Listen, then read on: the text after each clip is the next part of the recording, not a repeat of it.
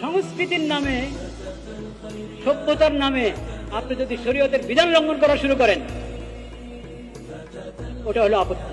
ওখানে ইমানের পরীক্ষা, ওটাতে কি ইমানের পরীক্ষা। আমরা বাঙালি, সেই হিসাবে পয়লা বৈশাখ একটা রীতি আছে আমাদের এখানে। এখন এটাকে রীতি হিসাবে রাখেন, ওটাতে কোনো নাজায়েজ কাজ করেন না। খাতার অনুষ্ঠান করে গ্রামে, বা বিভিন্ন এক একজন এক একভাবে পয়লা বৈশাখী পালন করে। পয়লা বৈশাখী আপনি যদি বাঙালি সমাজের রীতি হিসাবে ধরেন, একটা বৈধ রীতি, কোনো আপত্তি নাই, এটাতে শরীয়ত আপত্তি করে না।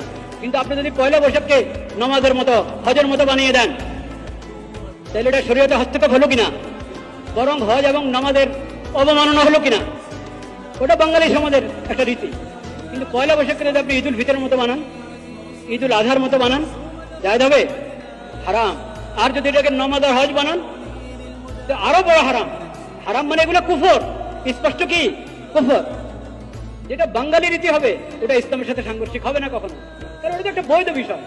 কিন্তু ওই এখন বাঙালি সভ্যতার নাম দিয়ে ওটার মধ্যে বেহায়াপনা ঢুকাবেন, অশ্লীলতা ঢুকাবেন, ওটার আড়ালে সব শয়তানদের রাস্তা খুলে দিবেন। এটা কি পয়লা বৈশাখী না শয়তানি?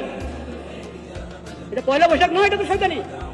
আরে সব ধরনের অশ্লীলতা আর শয়তানি যুক্ত পয়লা বৈশাখীকে তুমি মিলাচ্ছ কিসের সাথে?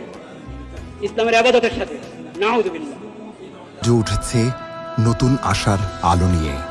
বাংলা নববর্ষ 1432 এবার এসেছে এক নতুন রূপে, এক নতুন উপলব্ধি নিয়ে। জাতীয় সাংস্কৃতিক কেন্দ্র জাসাকের আয়োজনে এবার নববর্ষ উদযাপন হয়েছে ভিন্ন ধাঁচে, যেখানে নেই বিজাতীয় সংস্কৃতির অন্ধ অনুকরণ, নেই বিশ্বাস বিরোধী প্রতীক আর গান বাজনা, বরং রয়েছে বাংলার প্রাণ, বাংলার আপন ঐতিহ্য, যা ইসলাম ও সংস্কৃতির মাঝে সেতু বন্ধন গড়ে তোলে। আনন্দ শোভাযাত্রায় পেঁচা বা দেবতার প্রতীক নয়, বরং শোভা পেয়েছে তসবিহ, রেহাল, শাপলা, কুলা, ডালা, লাঙ্গল, খড়ি, হালখাতা, যা বাংলার ইতিহাসেও গর্বের এবং ইসলামের চোখেও সম্মানজনক। সাথে হামদ, নাদ, দেশের গান, সব মিলিয়ে এক অপূর্ব মিলন মেলা।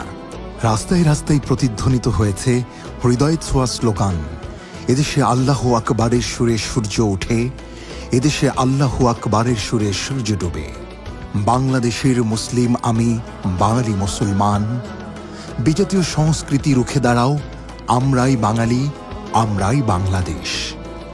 এ এক নবযাত্রা, নিজ শিকড়কে আঁকড়ে ধরার যাত্রা, ইমান আর সংস্কৃতির গাঁথুনিতে গড়ে তোলা পরিচয়ের উজ্জ্বল আয়না। আমরা বিশ্বাস করি নববর্ষ মানেই শুধু উৎসব নয়, এটা আমাদের ঐতিহ্য, আমাদের আত্মার প্রকাশ। চলুন আমরা সবাই মিলে উদযাপন করি আমাদেরই সংস্কৃতিকে,